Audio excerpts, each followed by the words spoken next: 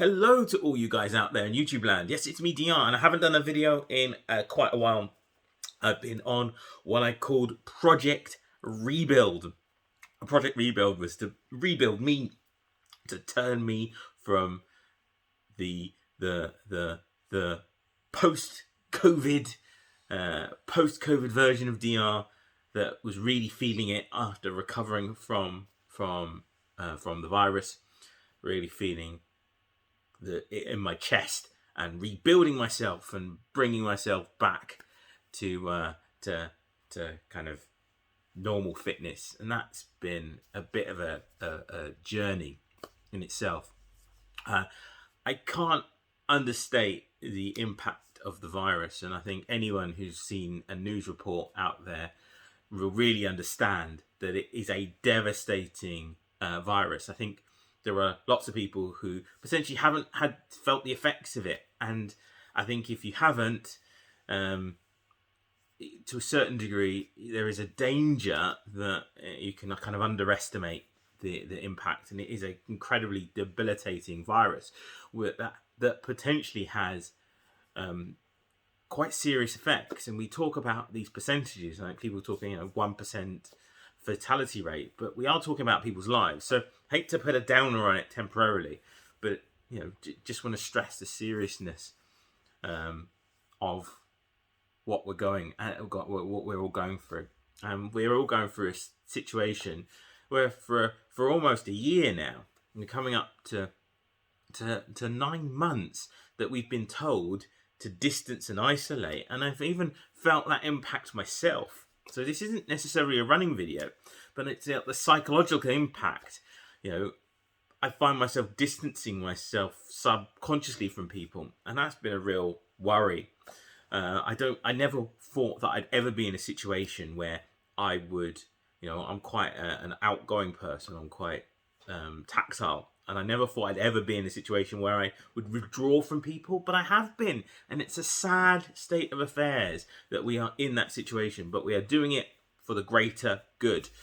Now, whatever your opinion, feelings, thoughts about it, there are people who have been affected and have been impacted, and I just want to take this part of the video and say my thoughts go out to anyone who's been affected by this virus. You are in my thoughts, and I reach out to you and I say, you're not alone, and there are definitely people out there feeling the same as you, and I wish you all the best in terms of the future. But so that's that part, and obviously I wanted to talk about that, and I don't want to downgrade or make light of that situation. For me, I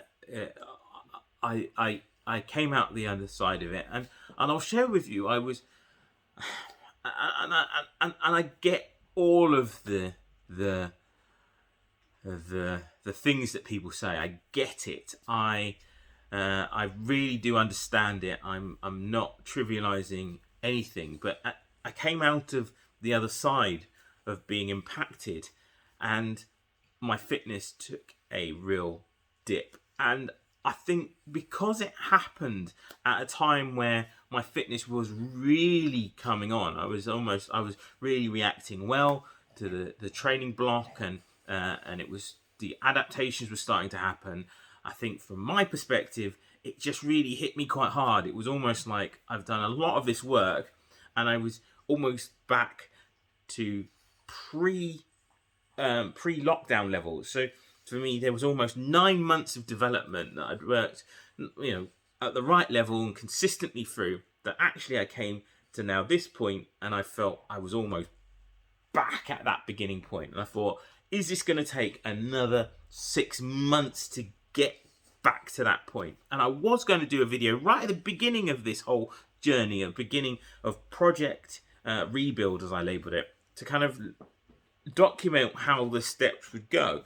And I'm still in kind of half a mind about whether or not I put it into that kind of episodic way. It works for YouTube to do kind of an episodic thing, I don't know if that would work for where I'm at the moment. So from my perspective, there was this thing that happened. Then for me, I was almost, as I said, I almost felt like I was back to square one, and that was quite challenging. That was quite difficult. That was quite difficult mentally to really cope with.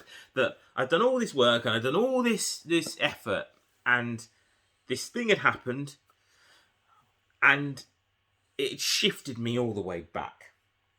And that was really, really hard to deal with, really challenging to feel. I think there was another part of me that said this is an opportunity to rebuild, and you've got to trust the process. And I say this a lot to people out there, and having gone through it, there's a lot of people out there, you've got to trust the process. And I had to re-trust the process. So the process had worked, and the process of putting the my kind of training together had worked.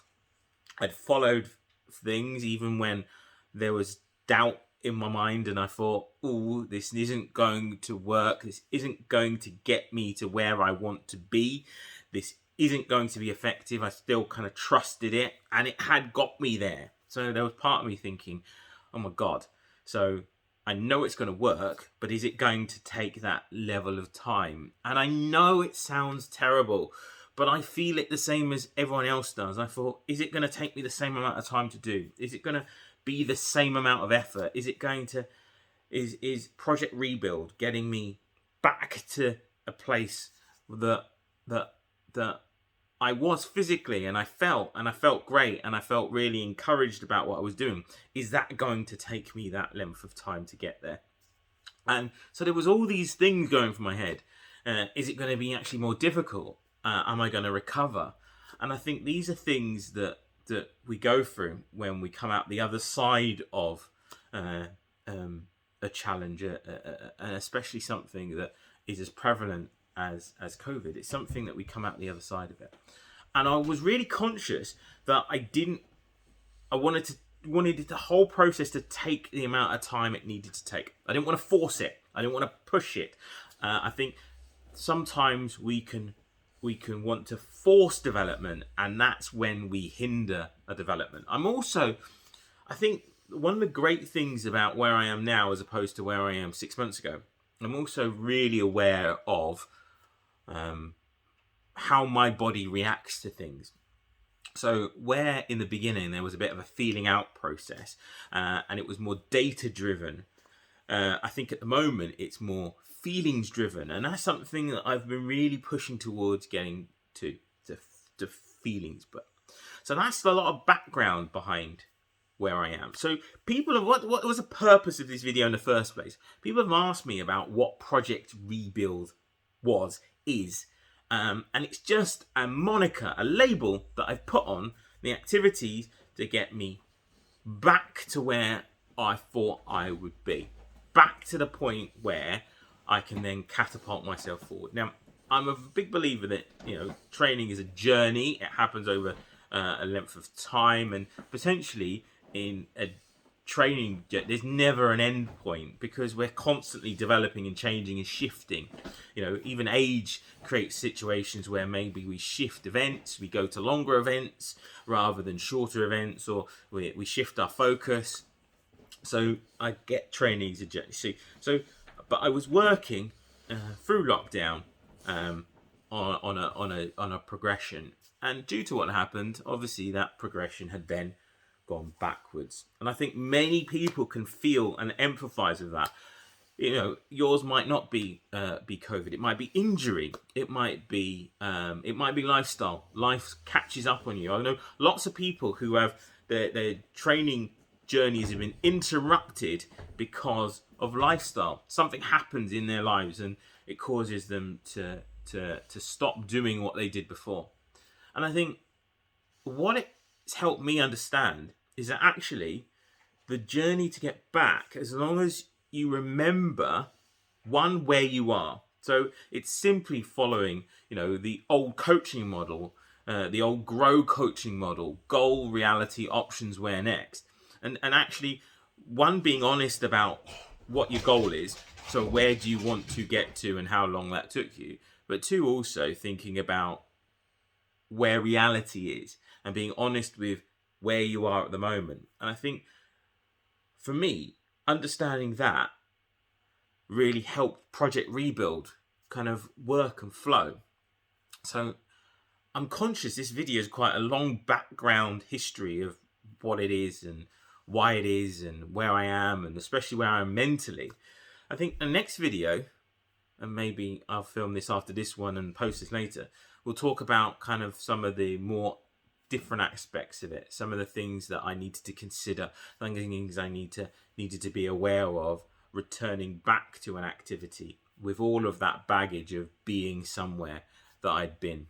So this is DR saying, hopefully this is useful. I think for me, this is useful for kind of mapping out and just revisiting and reflecting on my current status and where I am, but also thinking about, you know, anyone out there who's gone through a challenge and gone through these emotions and gone through this kind of this crescendo of things, and potentially wants to see hope on the other side. So if there's anything from this video, there is hope on the other side of whatever challenge you're on. You've just got to be honest with where you are currently. And I think you can spend a lot of time chasing ghosts. And maybe that's what my other video will be about, chasing ghosts, what that actually means, what that feels like. Anyway, this is DR saying, guys, have a safe journey wherever you're heading. Please stay safe. It's so important out there that wherever you are in the world, you stay safe. You keep yourself as safe as possible. You do the things you've got to do. Wash your hands. Keep your distance if you need to. And just stay safe.